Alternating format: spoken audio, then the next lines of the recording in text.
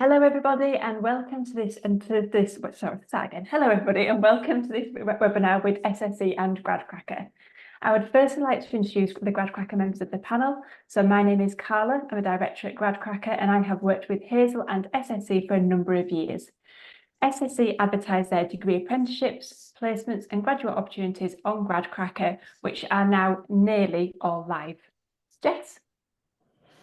Hi everyone, my name's Jess. Hopefully you recognise me and Carla from all the webinars that we've done, but I'm marketing director and my role is to make sure all students are aware of the fantastic opportunities on the site. Thank you very much, Jess. So during this webinar, our aim is to find out a little bit more about SSE. We will talk about who they are, what they do, and also what opportunities you, other STEM students, can apply for on Gradcracker this year. Starting with our contact Hazel from the Early Careers team, we'll have an introduction to the business and their opportunities. We will then speak to the grads who all found their roles through Gradcracker, and we'll find out what life is like for them. We'll find out what projects they've worked on, if they're involved in any networking groups, what training and development they have been given, and also their future plans. We will then, at the end of the webinar, be discussing the recruitment process and giving you an idea about how you can be successful. During this part of the webinar, the graduates will also give their insight about why they chose to use Gradcracker to apply to SSE and how and why they've been successful. If you've attended the webinars so far this season, you'll know that there's a new feature where you can submit your questions before the webinar to ask the panel. So don't forget to keep getting your questions in for the future webinars. So let's get started and meet SSE. Hazel, as always, lovely to see you. So Hazel, give us a bit of an insight to who SSE is, your future plans, and also your role at the company. Yep, so as Carla said, we've worked with Gradcracker for a good number of years, and it's always great to be meeting students and graduates through the platform as well. So as I said, I work within our early careers team, so that covers everything through from apprentices, trainee engineers, summer placements, internships through to our graduate programs. Who are SSE? So we're an energy producer, I guess, if you like, initially. So we have our renewables business, and you can see Carla's got our wind farm in the background there, and Marvin as well. But we also have a really important hydro scheme. So within our hydro schemes, especially up in Scotland, we have a lot of rain, so that generates lots of electricity and is very sustainable as well. So, you know, we have lots of different opportunities within those areas. But we're helping everyone meet their net zero targets by producing more and more renewables power year on year as well, to try and get everyone towards net zero, but in a really sustainable and collective way, collaboration way. So we're investing billions of pounds on things like, you know, our the largest offshore wind farm has just gone live, its final phase in Scotland, and that, you know, is really helping to bridge that gap between the just transmission as well. To support that, our distribution and transmission businesses as well are helping update the grid and move all this electricity from, for example, our wind farms in the north of Scotland around to the different areas that need that as well. And then our enterprise division, they have some really entrepreneurial and fast forward and fast thinking things. So like solar farms to support large companies or universities, for example, to decarbonize their buildings, that type of thing. So also, if you've got an electric vehicle or you're interested in that, our enterprise teams do a lot of work along with producing EV hubs around the country to help support. Again, no point in having an electric car if you can't recharge it. If you take a long trip from, you know, Cornwall up to John O'Groats or something as well, you need to recharge it. So lots of different things going on in those parts, and also our thermal business as well. That is such a fast moving, you know, we've moved from our gas, or moving away from our gas powered stations to carbon capture projects. I was talking to a team out yesterday, also within the office, about our hydrogen projects. So I didn't realize you can have different colors of hydrogen, but you can, blue and green and all sorts of things as well. So it's an amazing time, lots of really exciting projects to come and join us on board as well. And that's where hopefully the grads are on the call or the webinar today can give you a bigger insight into that, because it's a large, complex and fast moving, but really exciting business to join. Yeah, definitely. I think since we've worked together, Hazel, the number of opportunities, and also the different types of opportunities that you've got at SSE has just grown significantly in the last 10 years or so. And I think you've just mentioned about the different business areas there and where students can go into. So nicely leading on to my next question would be the different types of opportunities that you've got open on Gradcracker this year. So just to give the students who are watching a little bit of a flavour, so at the moment, SSE has 8 placements, which are a mixture of summer and year-long opportunities. You've got 17 graduate opportunities currently on your hub, and you've got a degree apprenticeship in business as well advertised with us. So I know when you said before the webinar that all the roles aren't currently live yet, and so kind of students who are watching, watch this space. We will be uploading more over the next few weeks. So those students who are watching, make sure you go to the SSE hub, have a look at the opportunities available, and if any of them take your fancy, make sure you get your applications in, and also give SSE a quick follow to be alerted when we do open their other opportunities. So Hazel, give the students a bit of an overview about the locations and also the types of opportunities that you've currently got on your hub. Yeah, so as you say, in the past we've probably predominantly had engineering roles, and now I think this year we had around 150 graduates started on Monday, and they're split about 50-50 engineering and non-engineering roles. So within engineering roles, we look for electrical, mechanical, civil, a few chemical engineers and some process engineers, and those can be for dedicated discipline specific, so electrical or mechanical roles, but also say, for example, project management or project engineering roles may look for a wider range of degree disciplines to go into a more, I guess, less of a specialist role, but to go into a part of the business where you're using your skills, but you'll be learning new you may follow a different qualification route or path as well. And pretty much our engineering roles have been our thermal, renewables, distribution or transmission role. Locations, generally speaking, for transmission, all of our roles are based in Scotland because that's where we have our licenses for transmission. So if you want to stay in Scotland, those would definitely be the roles to have a look at initially. That said, we do have lots of Scottish roles. So for example, in renewables, most of our graduates go into our Engineering Centre of Excellence, and that's based in Glasgow, but they would support projects both in the UK, and for those of you maybe caught Amy's session last year on the webinar as well, we now have an increasing number of international projects and collaborations as well. So there is that opportunity, although you wouldn't be based abroad, there is that opportunity in some areas to have international project experience as well. The business and commercial roles tend to be more in our larger hubs. So our head office is in Perth. There's a large number of staff there. We have Glasgow, where we have lots of our, for example, our corporate IT roles, our corporate roles tend to be based either in Perth, Glasgow or Reading. And we do have engineering roles across those sort of 3 main key hubs as well. Our enterprise business is more regional, so we do have a number of roles that will be based. Their roles haven't been posted on the hub yet, but they will be coming as well, and they tend to be in the north of England or Reading, just because of where our hubs are, and that would be like Newcastle, Manchester, some things around Birmingham, that type of thing as well. Distribution, they cover pretty much from the Shetland Isles all the way down to Yeovil, and the Isle of Wight and the Isle of Man sometimes as well. So we do have, we tend not to have anything in distribution in the middle of the country. And again, that's just because of where our licenses are. So each role will tell you. And what is really important as well, we want everyone to do their research and apply for the one role that best suits career aspirations, the locations. So think really carefully about the location that you can move to and that you're happy to move and you're comfortable and you've done your research as well. But each actual advert, the locations that are available will be on there, and we aren't able to offer them in other locations. And that's, for example, I've got a couple of legal roles that will go live again this year as well, but we can only support in a couple of locations because that's where the teams are based. And really important that we support our graduates, through their mentors, through the programme, and have a peer group round about them as well.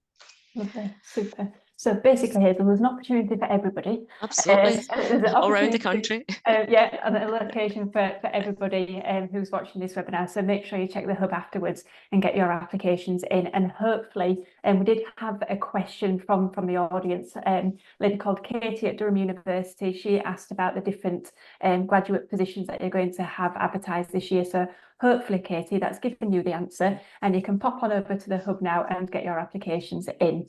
So thank you very much, Hazel, for that introduction. And what we're going to do is come back to Hazel towards the end of the webinar, where we'll talk a little bit more with Hazel and also the grads about the recruitment process, hints and tips, and everything else. But for now, we're going to say thank you to Hazel and hand over to Jess and meet all the grads. Perfect. Thank you, Caroline. Thank you, Hazel. Marvin, I'm going to come to you first, if that's okay. And if you could introduce yourself, tell us where you studied, what you studied and why. Yeah, thank you, Jessica. So yeah, my name is Marvin. So I studied electrical engineering at the University of Zimbabwe. So yeah, I always get the question why electrical engineering, but I think ideally I'd just say I was more curious about how that aspect of things work, like how we get our electricity and how it moves. And yeah, the program gave me exactly that. And yeah, it was quite insightful. So that's good. Fantastic. And so you started, when did you start your role? At SE? Oh yeah, so yeah, at SSE I'm a project engineering graduate. So I'm based in SSE and transmission. So this is the networks part of the business. So we're responsible ideally just for moving electricity from the power stations down to the load centers where people are based. So I started my role in 2023, and that's when I moved over, and yeah, I've been in Glasgow since. Fantastic. So how was the transition then, moving from Zimbabwe to Glasgow and starting with SSE? It was pretty good. You know, from the start, you get a lot of support, I guess. First, before you even start the whole process, they assign you a buddy who was able to guide you, I guess, through all the processes, or just tell you a bit about how SSE works. And by the time you start, you can just easily get the ball rolling. So it was pretty good. Brilliant, good stuff. So Marvin, we're going to come back to you a little bit later on to find out a bit more about your projects and what you've been up to. But thank you so much for the introduction. Kia, I'm going to come to you next. Similar kind of questions. Where, what, and why? So where did you go to university? What did you study? And why did you go there? Yeah, so I'm Kia. I went to Leeds University and I studied mechatronics and robotics. So essentially it's a mix of mechanical and electrical engineering. I just thought it sounded interesting, to be honest. I wasn't 100% sure what I wanted to do after I left uni. So I think I just chose a degree I thought would leave a lot of options open. Yes. Of course. Yeah. So then I'm currently a corporate IT grad at SSE. I've been here 13 months now, and I've joined the data and analytics group. Just, really enjoying it. It's a bit of a difference, Kia, from doing, mechatronics at university to, doing a graduate program in corporate IT. So why did you take that jump from mechanical and electrical mechatronics to IT? Yeah, so I was actually working in defence before I joined SSE, but I sort of realised it wasn't really what I wanted to do. And I'd sort of discovered an interest in data science. And I thought joining SSE would be a good opportunity to change careers and explore that as a career path. And I had sort of a bit of knowledge of like programming and that from my degree anyway. And we use programming quite a lot in the data engineering roles that I've been involved in at SSE. So yeah, it wasn't all unfamiliar. I did have some experience that I could transfer to the role at SSE. Yeah. And why SSE for you as well? That was my other thought. What reading the job description and thinking, oh yeah, this sounds interesting. I want to work for a company like SSE. Yeah, I think the first thing that really drew me to SSE as a company was the commitment to net zero. I think we all sort of understand now what a big deal climate change is and what an impact it's having on the world around us. So being able to work somewhere that was working towards a goal that I also like felt strongly about was important to me, and that's what sort of drew me to SSE initially. And yeah, Perfect. Brilliant. just the sorry. No, go on, carry on, sorry. Yeah, and just the different opportunities on the grad scheme. So getting to try out different things before you decide what it is that you actually want to, do. And would you say then, you know, when, because I like to kind of paint a picture then, you know, the exposure that you get and the options, you know, the kind of projects that you can be working on, that kind of thing. Can you kind of pick where you're going to go next and, you know, what you can do within the grad scheme? Is it kind of up to you, or is it quite structured? No, it's definitely up to you. So most of the graduate schemes will be 6-month placements, and you get to choose your next rotation. For me, I'm on the specialist data and analytics stream. So for my 2 years, I'll be just working with the data and analytics group. But even within that, I'll get to try out things like data engineering, data quality, information governance. So there's still variety even in the specialist stream. Yeah, fantastic. Really good stuff. Right, we're going to come back to you as well, Kia, to find out a little bit more detail what you've been up to. So, Rosina, I'm going to come to you next, if that's okay. If you could, similar kind of questions. Where did you go to university? What did you study and why? Hi, I'm Rosina. I studied renewable energy engineering at the University of Exeter, based down in Cornwall. One of the reasons I chose it was because it was based in Cornwall, and I wanted to be somewhere a bit more open, less city-based. Kind of with the degree, I knew I wanted to study engineering, but I wasn't really sure what kind of engineering, and I was just looking at kind of environmental kind of based, or something that was a bit more mixed, and happened across renewable energy and decided that was for me.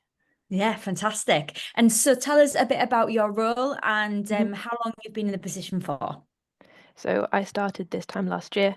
I am a project management grad in our delivery team. So in the enterprise business that Hazel was talking about earlier, putting cables in the ground basically, and connecting industrial sites to the network. And how are you finding it? Are you enjoying it? Yes, yeah, I really enjoy it. It wasn't kind of, I didn't really know what I wanted to do when I started my degree, and kind of having to cross it. I think it's a really good mix of all the things I've wanted out of my degree and the skills I wanted to be learning and using. Would you say the experience so far has been a bit like Kia's, in the sense of how, you know, you can kind of pick the projects, pick the work, you know, kind of create your own scheme? Have you had a similar experience to Kia in that sense?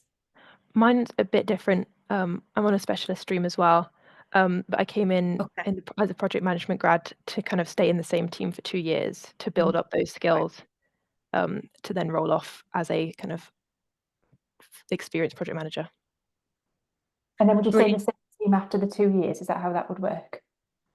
Yes, yeah, that would be the idea. And then you would get grads under you every year, then you can train and mentor them, and then they would invest similar to yourselves. Yeah, that's the idea, yeah. Oh, good. Good stuff. So next I want to go into a bit more detail about the projects. So Marvin, I'm going to come back to you. And if you could tell us a bit about the things that you've been involved in so far and what life has been like for you on your scheme at the moment. Yeah, so in terms of projects, I've had the opportunity to work on a lot of projects actually. So mainly right now we're doing a lot of reinforcement works all around Scotland. So yeah, as Hazel mentioned, we are licensed to operate here in Scotland for transmission. So we are now basically just building up more and more network to be able to facilitate all the wind farms that are getting built. So all the projects that I've been involved in have basically been lined up with that. So actually today I was just coming from the Argyll region. So that's the western side of Scotland, where we're working on building about 5 brand new substations that are going to be there, that are going to be transporting energy that's being made offshore on the Western Isles down into Scotland and down to England, basically. So yeah, I've really been blessed Been to busy. work on this. Yeah, I've been very busy, actually. Been very busy. Yeah. So how do you find the traveling then? Do you get to travel quite a bit with your role, and do you enjoy it? I've had to travel quite a bit. So you do get to go to different parts of the country, just because all of our substations, they're not located where people are basically centered around. So our substations are in remote areas, so we can also minimize visual impact of the stuff that we're doing as well. So in terms of that, I've been to Inverness, that's in the north of Scotland. I've been to the Western Isles, the Skye side as well, and you get a lot of opportunities to travel as well through even innovation projects that we're working on. I got an opportunity to go to Ireland as well, so you really do get different opportunities to explore the country, and Scotland's actually a really beautiful country to see. So It is. Oh, it is, yeah, stunning. So in terms of the support then, and the training and development that you've had, talk a bit about that and how SSE have supported you through the journey so far. Yeah, that's so. In terms of my role, then, when you come into project engineering, you're given sort of a template placement plan. So it's not rigid. Okay. You can easily move about to mold your own training. So in terms of us, we are also a specialist in a way. So if you're an electrical engineering graduate, basically you have two paths you can follow. You can be either substation or protection and control, but you can also, even if you feel like that's not for you, you can move on to explore other things. So within your placements, you get to train. So you're aligned with a particular engineer within your team that supports you as you go. And then in terms of professional development as well. So if you're an engineer, or I guess all roles actually have all their type of professional body that you can join. So for us electrical engineer, you can join the IET. So within the IET, they give you a chartership mentor here within the organization that actually guides you as you move towards achieving that charter status. So there's a very wide range of support that you get when you're trying to develop yourself professionally. Oh wow, I was going to ask about charterships. That's great. And in terms of kind of that support as well, in terms of juggling everything, time management, you're traveling, trying to get the projects right is on top of that responsibility. How do you find kind of being able to manage all the things that are kind of getting thrown your way, and how do you cope with it all? Yeah, that's actually a good one. So with that, the managers, they really do a good job of actually making sure that your workload's not too much. So they have different ways of tracking your workloads, especially in our team. So as I've said, I'm based within the project engineering team, but then I get to go on placements in different teams. So usually what my managers always encourages that even if I have work here, he always tells me to like focus on the placement you're on right now. Don't feel like you're burdened with too much work.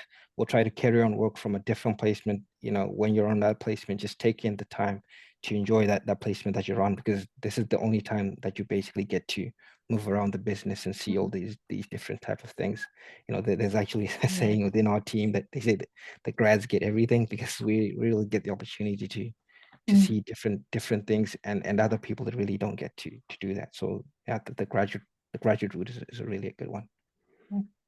Yeah, and also it's a great bit of advice, that, isn't it? It's almost putting yourself out there, putting yourself in those positions, so you do get to experience most of it. Have you got any like top tips, Marvin, for anything that you know now that you kind of wished you knew before you applied? Any kind of skills or anything that you've any kind of learned? skills that I really. So in terms of skills, ideally, obviously for the role you're applying for, it'll be good to just do a bit of research in terms of just knowing what you're getting into, because you need to know, like, if you're going into the project engineering team, like you're going to be in the design team. If you're going project management, you're likely going to be more in terms of like pushing the projects forward and seeing them through. So it's just in terms of if you do like actually research initially. So I guess for me it was more so, I think I should have more so like gotten into the wide range of opportunities I was going to get, because when I then came in, I just saw like there were different paths I could take, and that actually that was actually quite interesting for me. So yeah, the great bit of advice there. I love that. Thank you very much, Marvin. We're going to come back in a little bit later, aren't we, Carl? I'm going to get lots of hints and tips from you. So thank you for that one already. Kia, I'm going to come to you next again and just talk a bit more about your projects and the things that you've been involved in, if that's okay. Yeah.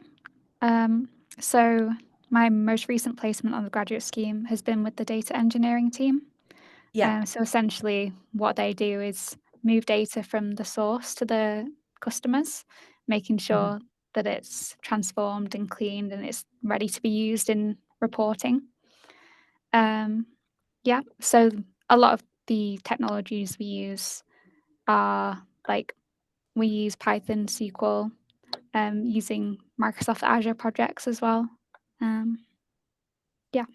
I think here that's you've answered a question from one of our students. So one of our students Okay. again before the webinar, Toby at the University of Nottingham. So hi there, Toby, if you're watching. So Toby currently studies computer science and technology, and he was wanting to know what are the most important technologies to your business on a day-to-day basis. So you mentioned Python. Yeah. So yeah, in terms of programming languages, I've used Python and SQL the most. Also, yeah, Microsoft Azure projects like Databricks and Data Factory as well is something that we use to build pipelines. Yeah. So those are all new to me before I joined the graduate scheme. But I've had the opportunity to learn those as well and take courses on them, which has been really good. So it wasn't expected of me to know these tools like before I joined. Yes, I was just going to ask you that. And then the second part of his question, sorry, just to get this question answered, the second part of his question was, what workflows and project structures does your business employ? I'm sorry if you answered that question with what you've just said, but it's going over my head a little bit. So I guess this is like, yeah, the way of working almost. So I'd say that when I was working in the data engineering team, we work in an agile method. So it's commonly used in software engineering, I think. But essentially you have like 15-minute stand-ups every day where you just check in with your team and you each say what you've been working on and sort of like get together just to make sure everything's on track. Yeah, we have tasks on like a DevOps board and we go through that together.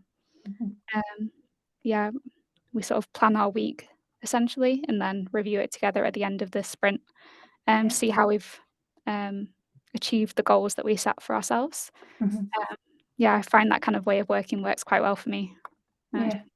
Yeah. So do you share best practice on code? Because I know from our web team here at Gradcracker, they've got kind of a system where they share all the different codes so that both Mark and Max can read each other's code.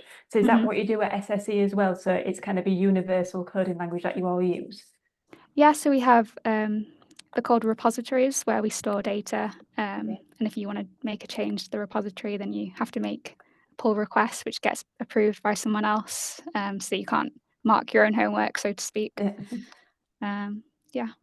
Perfect. Thank you, Kia. And hopefully, Toby, that's answered your questions. Yeah, it definitely has. And in terms of the support, then again, Kia, you know, you feel as though you've had that, you know, if you're not sure about anything, you've got someone who you can go to and ask those kind of questions. Yeah, 100%. The team's been really helpful. I've been able to just drop a message to someone and they'll jump on a call with me to go through something. Yeah, it's been really nice. And tell me a bit about the office and the setup and the team that you work in then. So obviously all working quite closely together on projects, but physically are you all like in the office together or how does it work for you? So I actually work from home quite a lot. A lot of my team are based sort of all over. There's some people in Glasgow, Reading, Perth. Yeah. So that's cool. And you all speak to each other often and yeah. Mostly keep in touch through Teams, but we also have every quarter, so every 3 months, we'll get together in person and do like a team catch up, which is nice. You get to see everyone and yeah. I bet working remotely, you have to like really put yourself out there as well, don't you? Do you know, if you're working from home and you're not going to bump into people at the water machine or in the kitchen. So how do you make sure that you still you don't just sit in your own bubble and you do communicate with people and you do get yourself out there? Yeah, I think just being proactive about it is the best way to approach it. Don't be afraid to ask questions and reach out. People like want you to succeed. They want to help you. Yeah. Perfect. Ask questions. Perfect. Thank you, Kia. So, Rosina, I'm going to come to you next. A similar kind of question about the projects and things that you've been involved in so far on the graduate scheme. Yeah, so at the moment, I'm kind of just recently started running my own project. So that's kind of these construction projects I was talking about, connecting industrial site to the grid. But kind of leading up to this, obviously you don't necessarily come in with the skills you need to do that. So kind of leading up to this, I've been shadowing other project managers in the team, either kind of working with them or helping on the back end with the paperwork, and just trying to get an idea of the processes, procedures, and there's a lot of like regulation as well. So making sure you know what you're doing before you kind of get your hands dirty. 100%. And again, similar kind of question. Do you feel as though you've got that support, that development kind of support has been there for you as well? Yeah, absolutely. I think the general consensus that every team is lovely at SSE, but mine is definitely always happy to help. And sometimes it's easy to feel like you're kind of interrupting someone or you're asking too many questions, but that's just never the case. Everyone's always super happy to help. And there's opportunities to kind of formally learn, like through qualifications. So I did a foundation qualification in project management kind of early on in the scheme, and that kind of sets you up with the kind of ideals on like industry standard as well, so you can apply those to your projects. Fantastic. And have you got the option as well to become chartered if you wanted to? I think it's something that you could kind of pursue later on. It takes years and years, so it would be something kind of beyond the grad scheme. You need quite a few years of experience, but if that's something you wanted to do, you could definitely go for it. Brilliant. No, that's good. It's good to know that there's options for all graduates to take that route if they wish. And tell us a bit about your team. So again, similar setup. I'm assuming you're working from home today. Is it kind of like hybrid? Do you go in the office much? How's it work for you? So I think I'm quite a unique case on the grad scheme. I work fully from home. I don't have an office space. I did for the first year of my scheme, but kind of personal circumstances, it made sense for me to move to working fully from home. But because of the role I'm in, I do a lot of site visits. I have a physical construction site that I visit. So I do a lot of traveling with that anyway. So I see a lot of people through that. The team is very spread out, kind of just by the nature of the projects that we do. It makes sense to have quite a spread out team. Our projects are all across the country, so it wouldn't make sense to have everyone based in one place. So there is that kind of existing foundation of communicating online through MS Teams predominantly, and weekly calls and catch-ups with the whole team to kind of make sure everyone's doing okay, catch up on what's going on, kind of get that support and advice. Yeah, that's really good. And tell us a bit more about the site visits and like a typical day doing a site visit and what that would entail, if there ever is a typical day. No such thing as a typical day on a site. But kind of at the moment, so we're doing a part of the high voltage works. So putting in the cables that are carrying the high voltage electricity. So kind of I would be going up to site, meeting my contractor who does the work. So we don't do the work ourselves, we contract that out. Meeting them, making sure that they've got all the qualifications that they need, that they've got the documents and the paperwork, and safety is super important. So making sure that they've done their risk assessments and stuff. Meeting with the client, often we meet client on site as well, kind of holding meetings, and then often kind of leave the contractor to do what they need to do. They're the experts at what they do. So kind of go lots of emails always. It's a client-based role, so kind of talking to people, making sure everything's in place, and then lots of traveling on either side of that. Again, similar kind of question after the post. Sorry, go on, Carla. I had my eyes closed. I don't know what you did looking around. I was just going to say, when you mentioned the health and safety assessments, me and Jess have been to quite a few SSE sites now, and we had to do all of the health and assessment tests and everything else before we walked, and it was quite nerve-wracking. We didn't know if we were going to pass them, did we, Jess? But we did. I was like, so what happens if I don't pass? He's like, well, you stay in this room. You're not allowed out until you pass. So listen. We passed together. We did it together. We did. What was I going to say? Oh, that was it. I was thinking about time management as well, because again, similar with, being out and about, and doing the job, but then also knowing your phone's pinging, emails are coming in. How do you manage your time? And, again, I can imagine it's quite, quite stressful. I think planning ahead, kind of like in an ideal world, you'll know when you're going to be on site. So kind of planning ahead for those days, knowing that you won't have so much commuter time, and kind of accounting for that in the rest of the week. I use time blocking a lot. When I discovered that you could change the color of like meetings and appointments on the Microsoft calendar, that changed changed the game. Change the game. Yeah. But yeah, blocking out time for different things to make sure that, you know, I don't just have one project that I'm doing at a time. So making sure that all of them get a bit of look in, especially on the weeks where one feels way more pressing than the other, you know, making sure I'm not forgetting anything because I've got that time in every week to focus on the other bits as well. It's interesting to see you all three of you do completely different roles. The skill sets are still very similar out there. And, you know, Hazel, when you're looking for a good candidate, you know, you're looking for someone who can put themselves out there, who can communicate well, who can be organized and, you know, is quite flexible. Would you say they're the kind of skills that you typically look for in an ideal candidate?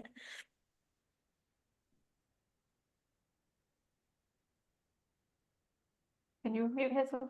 Oh, no, we're on mute. Oh. Sorry, my screen was just messing about there. So yeah, absolutely.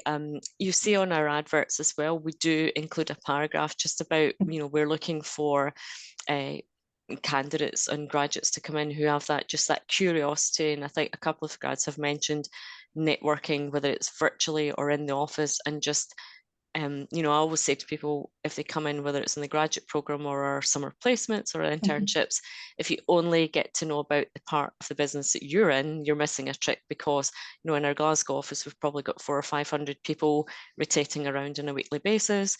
We hot desk, so it could be different people. So again, you can learn from everybody sitting next to you. Just be curious, because it will help understand. It's a complex, fast-moving business, but the more you understand about the different business areas, you'll understand where we're going. So it's that capacity and desire to learn and just be curious. And there's nobody's going to, yes, we can all be busy, but, you know, and sometimes you might ask someone, you know, do you have 5 minutes, and say, look, can I come back to you at the end of the day or something as well. But that's the type of aptitude that we're looking for, just to absorb all of this and be curious. And it's continuous learning. You know, there are some of the programs where there are like chartership and formal end qualifications, if you like. Other ones, you know, within corporate IT, some of our graduates are doing very specialist roles, so they may have examples, specific cybersecurity qualifications, or if it's more programming, you know, it might be some of the Microsoft programming things. So, you know, it's just having that desire to keep learning and keep moving forward, I guess, is what we're looking for. We'll be like a sponge. Absolutely. Yes. Needs to be a big one, though, as I've discovered. And I think you two have probably discovered that with working with us over the last few years as well. Yeah. It's been a learning curve, Hazel, but we've got there eventually. Absolutely. Absolutely. So Marvin, I'm going to come to you, and I want to find out what else you've been involved in whilst on the graduate programme, and whether it be social events or, you know, networking, as we've discussed already. What kind of extracurricular activities have you been up to? So in terms of just extracurriculars, there's just a range of opportunities that you get. So it can come from just interacting with people in the office, in the teams. So for example, within our team, in the project engineering team, there's like, I won't call them clubs as such, but they're sort of like social, mostly centered around sports. So we have like a cricket club, we have a badminton club. So badminton meets every Thursday. If you want to play badminton, you go out with some members of the team. Another one is cricket. There's also five-a-side soccer, so a different range of those ones as well. And then professionally, if you want to, I guess, you know, interact with other people, I think within my first week or two after starting, we're already getting emails like from our pipelines manager, like just inviting us to these different events. So we had one which was the young energy professionals, which you can also join here and go to the different events they hold, usually in Edinburgh. And then from there, you also get opportunities to volunteer in STEM engagement projects, STEM engagement events as well. And with these ones as well, you get to travel, because some of them are in very, very remote places, but even ones that are close by in your area. So I was able to go to Elgin, which is up in the north side of Scotland as well. You go there, you volunteer, you just try to show other people, your experiences within the business, and hopefully convince them to join the STEM path. So I think that there's a range of opportunities that you get to interact with people. Also team days as well. So you always have those team days where you're out of the office with your team, you're engaging, and just meeting people. Like in the office, you get to meet so many different people. I think a good story I usually tell is like, within my first week of starting it, you really don't know where to sit within the Glasgow office. So we usually just went to sit in the corner office, in the corner part of the office, because it's an open plan office. And then there's other people coming to sit by next to you, and then you really don't know who they are. And then I remember after a couple of days, we're saying we're going to meet some of the directors in our team, and all of the guys that were usually sitting there, and they just talk to you like they're just one another member of the team, basically. You won't even know who they are. So that's another interesting thing. Just within the office, you get to meet different people, and you can engage with them, and then you know what they do. Yeah, that's a lovely thought, isn't it? No matter who they are in the organisation, you get to socialise with those people, network, and spend some time with them, and you get to, I hate this saying, but pick the brains in a sense and find out what's going on, and what kind of skills have they got, what projects are they working on. Again, it's always good knowledge to have, isn't it? So that is perfect. Thank you very much, Marvin, for that. Kia, kind of come to you. Have you got similar kind of experiences, like socially, the things that you've been involved in, or is it slightly different with you in your role? Mine's a little bit different. So, I mean, recently I got the opportunity to do a 3-day first aid course that SSE sponsored me to do, which has been a really great opportunity. So now I'm qualified first aider. So yeah, that's been really good. It's not something I probably would have done outside of work. So yeah, it's been really good. Like Marvin was saying, the team away days, I've got one coming up in December, and we're doing something called immersive training. It's like health and safety training where they put you in realistic simulations, see how things can go wrong and the consequences when they do, and how to handle situations like that. So yeah, I'm looking forward to that as well. Try not to panic. Yeah, I'm sure that's the big one. That sounds brilliant. A key fact of the immersive training thing is we're now one of the largest employers of actors within Scotland, because we use professional actors to do the role playing. And I've been on that course as well, so no spoilers for Kia, but it's absolutely amazing. Safety is absolutely key in every role, whether you're in a wind farm or offshore or in the office as well. So that training really does bring home to everybody that we want every day to get home safely as well. So it's a fantastic resource that we have. We've got a couple of them, one in Scotland and one down south as well. So it's been fantastic. Wow, I bet that again would almost feel almost real, isn't it? Won't it? It's not going to be just sat there watching a video, but if it's actually really immersive, that sounds. It's interesting how you think you're going to react to how you do. So it's amazing that you can experience that. I know how you will react. Can't do it. And last but not least, Rosina, come back to you on any extracurricular activities you've been up to. Yeah, so one of the main ones I've done since I joined, I think I signed up about 2 days after I started, was STEM. It's something I've always been pretty passionate about, and so it was like one of the important things when I was looking at grad schemes. So yeah, I've got quite a few hours of that in my first year, especially towards the beginning. It was a great way to kind of get involved and speak to other people and meet other people in the business. Whilst also, you're going out and encouraging young people and informing them and their guardians and their parents and their teachers on the great opportunities in STEM. I've also more recently joined the employee voice group in our business area. So that's just kind of looking at the culture in this business area and our colleagues' experiences at work and how we can kind of make it the best place to work that we can. Again, so really great to kind of meet people from across the business area, kind of chat to them and bounce ideas around kind of outside of your day-to-day.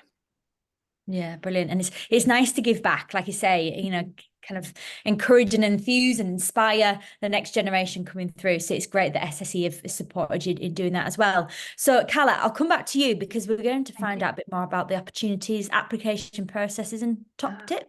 Yes, we are. Thank you very much, Jessica. And Hazel, I want to start with a question, please, if I may, from Ahmed at the University of Greenwich. So he applied to your graduate scheme last year. Unfortunately, he wasn't successful. Can he reapply again this year? Yes, so what we ask is, we did come back out after Christmas again to with additional roles through the hub as well. But what we ask candidates to do is they need to leave 6 months in between. So if you applied last year at this time of year, it's absolutely fine. And, you know, we do each year have a number of graduates who join us who didn't manage to get through the first time because, you know, we have a huge number of candidates who are keen and eager to join us. And sometimes we have too many fantastic candidates that get through the process, and we're just not able to offer everyone. And as you know, under our commitment at Gradcracker as well, we do try to give, you know, really good feedback to candidates as well. So we would definitely encourage, don't be put off if you maybe applied last year either for an internship or a placement, especially because we just don't have the same numbers for the graduate roles as internships and placements. So don't let that put you off. So yeah, absolutely, they can apply this year. Superb. So Ahmed, good luck, get your application in. Absolutely. And yes, Hazel, thank you for mentioning the feedback pledge. That is something that's really important to us at Gradcracker, our employees and our students as well. If you want to know a bit more about the feedback pledge, go to Gradcracker and the SSE hub, and it will be, all the information will be there. So yes, Ahmed, remember to mention that you watch this webinar as well. It might give you that extra edge and that head start. So Hazel, back to you. Talk to me about the application process. We've mentioned that all your roles are nearly all live on your hub. When a student does apply, what does the application process look like? Yep, so a key thing this year is as well, some of our roles, I say, are still to be posted on the hub, and that will happen either later on this week or early next week. Some of the roles have different closing dates, and that's just because of the sort of pipeline and the timelines for the assessment centres, things like that. So it's really important to diarise the deadlines for applications. But what we would say is get your application in early, because if we do receive an enormous number of applications, we may occasionally, not always, but occasionally bring forward a closing date as well. So it's all, you know, we do some rolling recruitment just to help manage our pipeline as well. So, you know, do your research, look at the roles, and then get your application in as soon as you can. So once you've applied, and it will vary in the timeline for different roles as well, the first thing, the next part of the process, and our application form is not a 20-page application form. It's really to get your details, to get the degree discipline, to if there's multiple roles, if it's an engineering campaign ad and there's different opportunities in different locations, it's to get that type of information. What I would say is every year when we send out the test invites, there are a number of candidates that emails bounce back because they haven't put the correct .co.uk or .co. on their own email address. So we know everyone's really busy, but if we haven't got the correct email address for your contact details, you're going to miss out. You know, so just please double check that, and make our graduates at sse.com email address a safe contact so that you don't miss, and so that things don't go into your spam. What I would say is worth checking that every couple of days if you're applying, not just to ourselves, but other employers. Once you've applied, and when we're ready, we'll send out links for our online assessments, and that's pretty general. We have a situational judgment test, which is scenario based. That's about our business, our strategy, our values. So again, safety, really, really important. As we talked about, some of the aptitude type things that we're looking for, you know, forward thinking, enthusiastic, willing to learn candidates. And then the next part of the tests are some ability tests, and they are timed. So any candidate who maybe needs some adjustment made to that, so maybe if you have dyslexia or a visual impairment, or later on in the assessment process, if you maybe need a signer or an assistant or something, we ask, and it says that on all of our invites, every stage, if you need any adjustments made, drop us an email and we'll make sure that's put in place before you sit the test. And really important to wait. We will always extend the deadline if it's because we've not been able to turn those requests around in time. So don't panic, wait till we come back. The more information you can give about what adjustments are best for you, we can best meet your needs as well. But we're more than happy to do that. And I think we've got some profiles from graduates on our web pages and on the hub explaining some of the adjustments that they maybe had through the process. More than happy to do that. If you get through the online assessments, the next stage is a pre-recorded video assessment, and you at each stage as well, when you enter our experience, as we call it, there will be different tiles which will explain the process, whether they're timed, how to prepare, some practice questions, that type of thing. And in the video, a bit like today, we're not interested in what you look like or the background. I've got mine blurred to hide everything in the background, as we discussed earlier on. We just want to make sure that you've done your research about SSE and you know the role that you're applying for. So my top tip for the video assessment, that's your opportunity to sell the knowledge that you have. If you've attended today, make sure you drop that in and say, I saw Marvin, Kia and Rosina, that really enthused me because that has sparked an interest in this role, and here's why. Get that into the video, because it's actually the opportunity to sell. If you get through video assessment, the final stage will be an assessment centre. Some are online because, as we've mentioned, we have some parts of the business will be recruiting from the very north of Scotland all the way down to the southeast or southwest. So we will do online assessments. Others will be face-to-face. Transmission, generally speaking, most of the assessment centres will be early in the new year and they'll be face-to-face, whereas other parts of the business will be through Teams, and we've got a really good process there and support available for, if people need it as well. The assessment tools will be the same, so it'll be a group exercise, which there's no prep work beforehand, and then a presentation. You'll be given the topic for that about a week in advance to prepare and do a small number of slides, but you'll get all of that information up front. And then a final competency-based interview.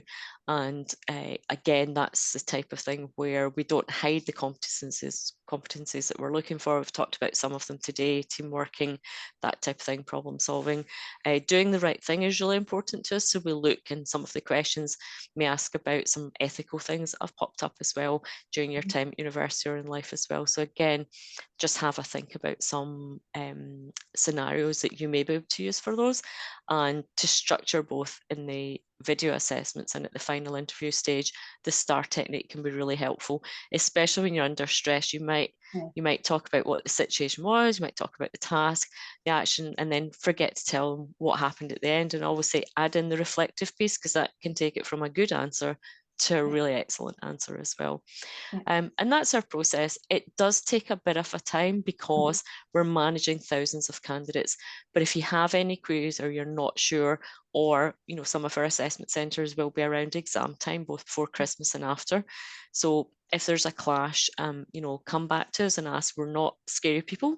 We're more than happy to try and adapt and adjust. Occasionally, we might not be able to offer another assessment date just because of the area of the business. It might only be one assessment, but wherever possible, we'll work with candidates on that. Perfect, thanks, Hazel. You are definitely not scary. I can vouch for that. Kate, I'm going to come back to you. So you've actually been through the process. You know what it's like. How nervous you felt when you were going through the process. So initial stages of the application, what hints and tips would you give? Why do you think you were successful?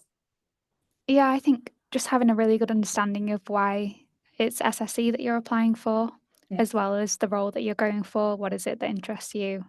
What skills do you bring to it? That kind of thing. And if there's opportunities to do like practice assessments, definitely take the opportunity to do those. That's really important. And look up what a competency-based interview is before you go into it, because there's a lot of tips out there on the internet that'll help. Yeah, absolutely. And I think just to make that point even more clear, that's what Hazel said at the beginning of the webinar, is that you can only apply to one opportunity. So make sure you thoroughly research, read the job description, listen to the profiles, read the profiles on Gradcracker and say, is this what I really want to be doing? And obviously get your application in. And I'm going to kind of scoot right to the end. So you've gone through the application process, you've been successful, and you've got your start date at SSE. So Rosina, what hints and tips would you give a student starting maybe this time next year?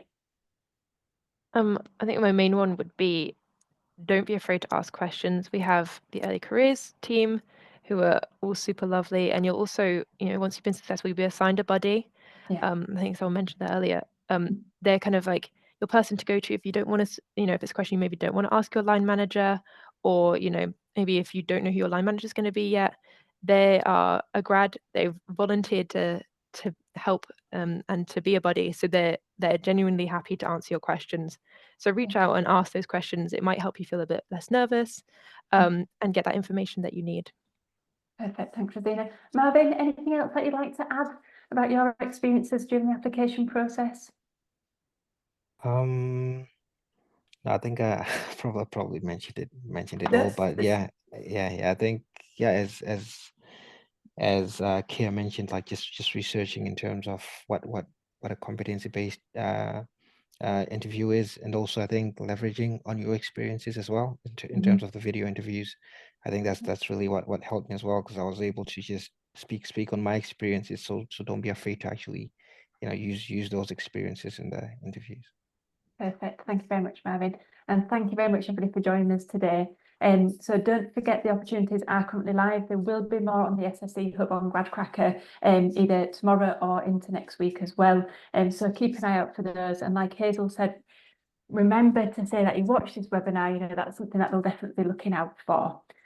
This recording and also the bite-size snippets will be live on the SSE Hub tomorrow or early into next week as well, so you can have a look at the little bite-sized chunks of information that we've given you today. Make sure you submit your questions for the future webinars that we've got coming up. We've still got a lot to get through, which me and Jess and Sophie are excited about hosting in the next coming weeks. And next week, we're going to be joined by international law firm Bird & Bird. So get registered to attend that webinar next Thursday at 2 o'clock. So thanks everybody for joining us today, and we'll hopefully see you next week. That's great. Thanks, Carla. Thanks, Jess. Bye. Thank you. Bye. Bye.